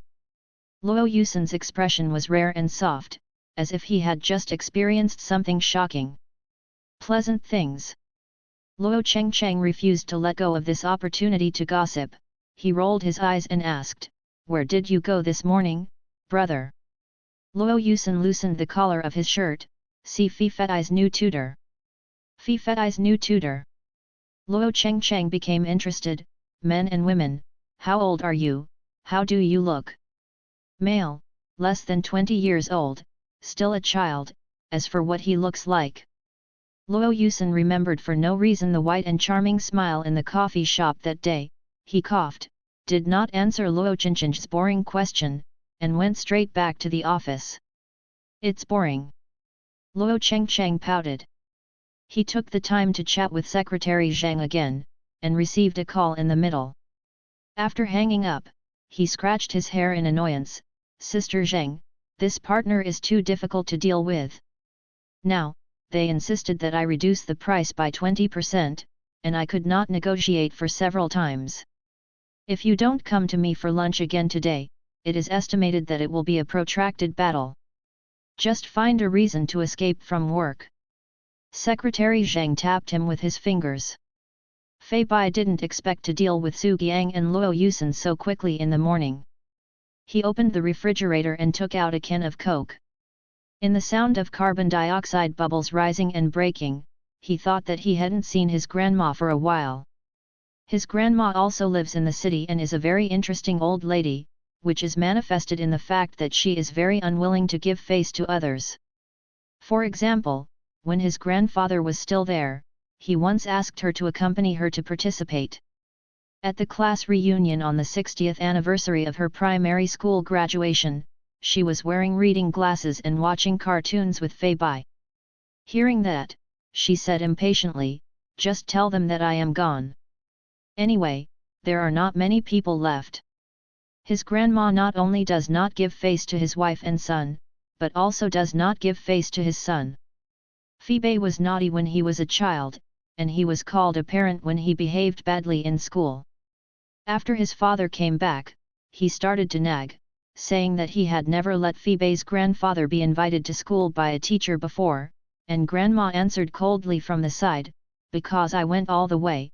Have you forgotten that I drove your THRESDRE teaching building with a stick? Later, when Phoebe was in high school, he was in love with Su Giang and was discovered by his parents. His parents forced him to break up with Su Giang, otherwise they would kick him out of the house and cut off his source of income. Slammed the door and walked outside for a night, gritted his teeth, and finally his grandmother found him. The next day, he rented a house outside with his pension and let Phoebe move in, and took care of him until the end of the college entrance examination. During this period, Phoebe's father also came to the house to make trouble, and told her that if he was used to Phoebe's nonsense again, he would not recognize her as a mother. Grandma Phoebe snorted, "Dare to threaten your mother? I don't even recognize your son." From that moment on, Grandma in Phoebe's eyes changed from an interesting old lady to a domestic old Superman and a contemporary female bodhisattva. "Okay, then I will go to worship his old bodhisattva this morning." Phoebe threw the finished Coke can into the trash can, kicked downstairs with his school bag on his back, and went out to the nearby bank to withdraw some money. Then I scanned a shared bicycle and rode in the direction of my grandma's house. Grandma lives not far from the house he is renting, and it takes 20 minutes to get there by bike. It should be just in time for him to go back to school after eating there. There are no cars on the road at this point, and the bicycle lane is even more spacious. Phoebe accelerated and stepped on the pedals a few times, and the cool wind blew from the side of his face, filling his t-shirt, making him feel an illusion of oneself gliding. When he arrived, Grandma was about to go out, holding a flour-soaked rolling pin in her hand. After seeing him, she was surprised. "Phoebe, why are you here?" Then looked behind him again. "Where is Xiao Su? Xiao Su didn't come with you this time." Phoebe didn't think about how to tell her about breaking up with Su Giang. He decided to change the subject first. "Why do you still bring a rolling pin when you go out?" "Oh, someone downstairs robbed us of the square dance site. I guess we may have to do it in the next 2 days, for self-defense," Grandma said calmly. Phoebe swallowed and decided not to talk about Su Giang first. He was afraid that after he finished speaking, his grandmother would go straight to school and use a rolling pin to roll his ex-boyfriend into a photo. "It's been more than a week since Phoebe started school. You haven't come. I thought you were busy with your studies in the second year of sophomore year, and I didn't dare to call you for fear of affecting you." Grandma used a rolling pin. He tapped Phoebe's shoulder. I'm a little busy," Phoebe said. "Oh, then don't do your part-time job at the convenience store. It's more important to study. I'll tell you how many times. I'll give you the living expenses. I have a pension, and I saved a little in the past money, and although your dad speaks ruthlessly, it's not like he won't give me a penny, so why are you going to suffer that crime?" Grandma dragged him into the room, rambled. "I quit the convenience store." Phoebe pressed the envelope with the money in his pocket under the vase on the cabinet while his grandmother was not paying attention. "The professor who took me on the project gave I introduced the work of tutoring. I can make a lot of money. You don't have to worry about me. You can buy yourself more food and clothing, or go on a trip or something." He used to work overnight in a convenience store, and he was in no mood to go after his lovelorn. He didn't answer people's calls. Grandma said, "Oh, how are the parents of that family?" "The parents are very good, handsome, rich, and highly educated, and they even gave me a green hat." Phoebe smiled and said only the first half of the sentence. Grandma helped him take off the school bag on his shoulder. "It's time for dinner, what do you want to eat?" Phoebe was going to say something coquettish, such as "what you make I want to eat," but he found that Grandma took out her mobile phone and opened the takeaway app in the next second. So he paused and said, "It's fine, I want to eat whatever you ordered." Then his grandma ordered a well-known snail noodles. When the takeaway was delivered, Fei Bai smelled that smell, and always felt that it was different from the scene he imagined where the grandparents and grandchildren were happily together. Grandma didn't think it was anything. She helped him tear up the packaging bag of disposable tableware and shared with him the current situation of her life. "I told you Fei, when I was dancing square dance recently there's always an old man looking at me and praising me like a little swan. You say I'm so old, it sounds embarrassing." Fei Bai may have been a little dizzy from the snail powder, so he opened his mouth and asked, "Are you sure he is not talking about the little swan washing machine?" Then he saw Grandma pick up a rolling pin. Knowing what was pressing on him, he pushed the front of his car to the side and wiped a luxury car parked on the side of the road. Instantly burst out uncontrollably. The window of the luxury car slowly lowered, and he saw the face of a young man. He was startled, lowered the car window, and saw a young boy with a handsome face lying down on his door, riding a blue shared bicycle under him. He put down his phone and was about to open the door, and just after a little effort, the boy hurriedly covered his elbows. You, please." Tears that light up Jing still hang from the corners of her eyes. Luo Cheng understands that today she has met someone who touches porcelain. "Hey," I said, "the competition in your industry is quite fierce, and all the young guys have joined." He put one arm on the window and asked calmly. "Hey." The boy didn't seem to understand what he was saying. "Which line?" Luo Cheng smiled, picked up the phone and swiped a few times. "Tell me, how much does it cost? Brother doesn't have time to waste time with you here." Fei Bai felt that the brain circuit of the owner of the luxury car was strange. Before he could apologize, the other party said a bunch of inexplicable things, and then asked him how much he wanted. It's almost like a scam. So now scams are all about the willingness to take the bait? He shook his elbow, felt that the bones were not broken, and jumped off the bicycle to straighten the front of the bike, and then said solemnly to the owner, "Sir, I'm sorry for hitting your car, or else let's call the traffic police. Don't worry, I will definitely lose money." Luo Cheng was taken aback after hearing this, and after looking up and down at the boy, he felt that he might be taking the belly of a gentleman with the heart of a villain. Just as he was about to say that you don't need to pay, the boy took out a post-it note from his bag, wrote something on it and stuffed it to him. "Sorry sir, I'm in class, I'm going to be late, can you call me after the traffic police have determined the responsibility?" Luo Cheng took it over and heard the distant class bell ringing from the campus of S University not far away. It turned out to be a student of S University, so he could be regarded as his cousin's younger brother. "Okay, let's go." He waved his hand. He originally planned to rub the post-it note and throw it away. After thinking about it, it might be useful in the future, so he turned on the phone and entered the number. There are 2 words after the series of numbers on the post-it note, which should be the boy's name. "Fei Bai," he repeated, "it sounds pretty good. And people are good looking." Fei Bai ran to the campus in a panic. The educational research method he was going to take is a required major, and the professors in the class are notoriously strict. All attendance points will be deducted. He had already missed a class in the week of his breakup, and this time he could not be absent anymore, otherwise he would have stayed with the car owner just now and waited for the traffic police to arrive. Speaking of which, the car looks very expensive, and I don't know how much it will cost to rub it. 5 minutes later, Fei Bai ran into the classroom out of breath. The teaching assistant had already started to call his name. He listened carefully to see if he had called him, and then made 3 steps to the last one. "Drain away." Halfway through, he felt someone grab him, turned his head and saw that it was Xiao Li. Xiao Li pointed to the vacant seat next to him. "It's for you." "Thank you." Fei Bai quickly took off his school bag and sat down. "What are you doing, Fei Bai? How dare you be late for this class?" "You don't know, when you entered the classroom just now, the teacher looked at you several times. I was afraid he would ask you what your name was. Remember to be absent. Xiao Li muttered. At this time, the teaching assistant pointed to Phoebe.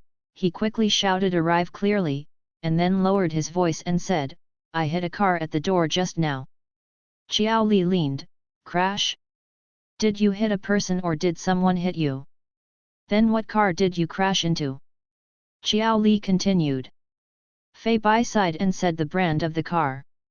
Xiao Li's eyes widened, fuck you, why didn't you turn the front of the car and hit it for something cheaper?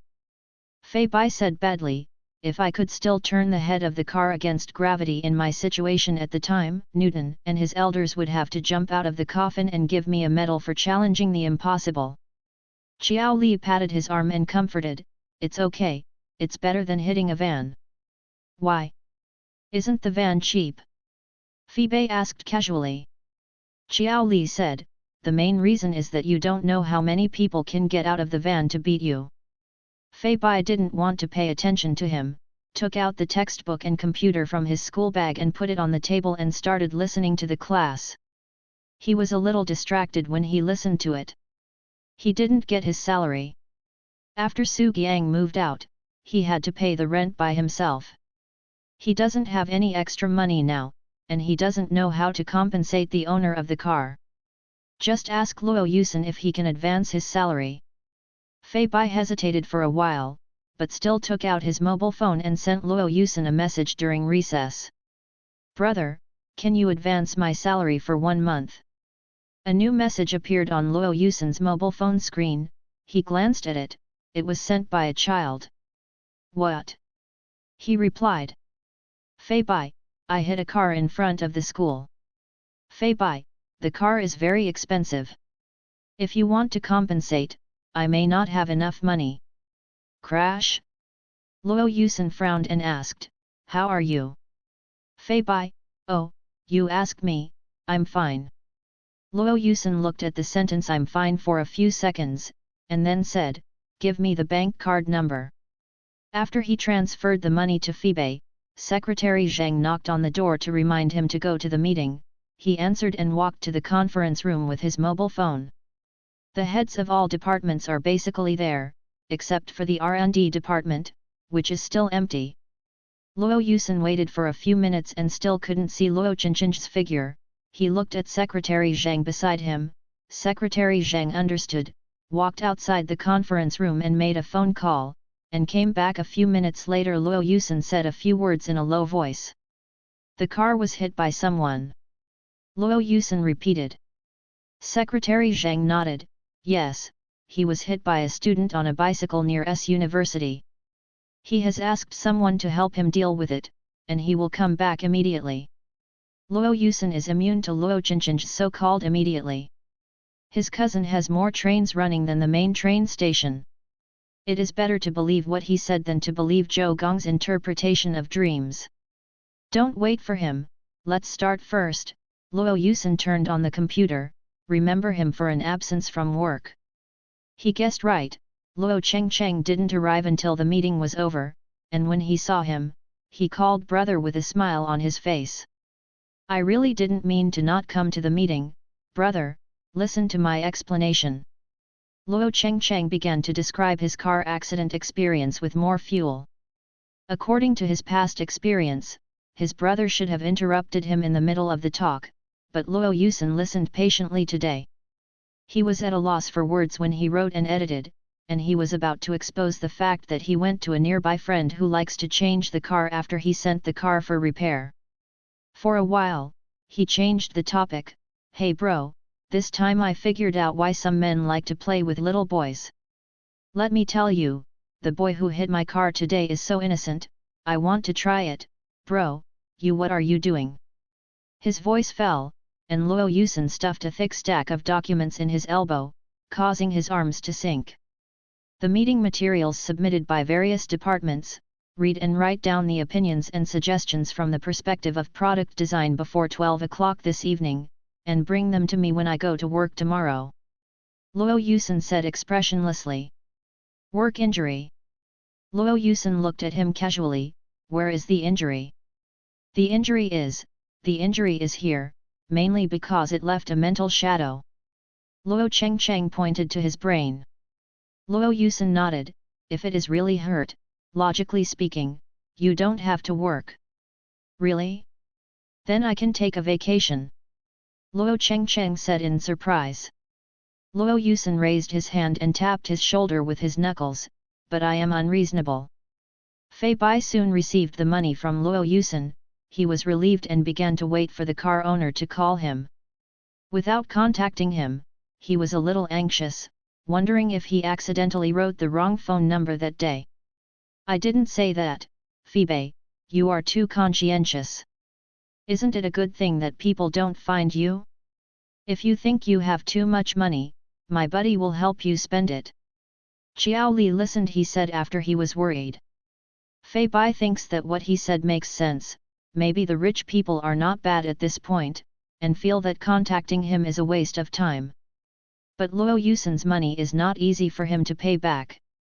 Since he took the money from Party A's father, he will seriously move bricks for others.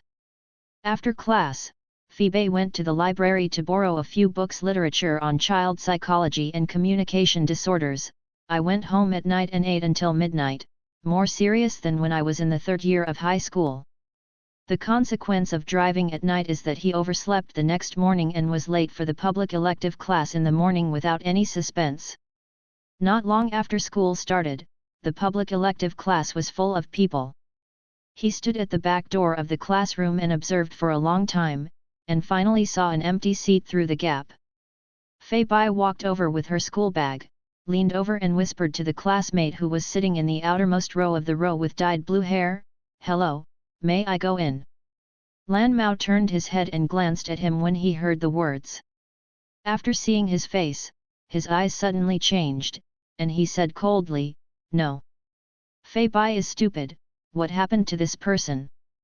Before he could say anything, Lan Mao picked up the school bag that was at his feet and piled it heavily on the empty seat beside him. Fei Bai was really stunned. He didn't sit in the same place with the pestle until he caught the teacher's attention. "That classmate over there, he sat quietly when he was late for my class. Come on, you don't need to be punished, do you know?"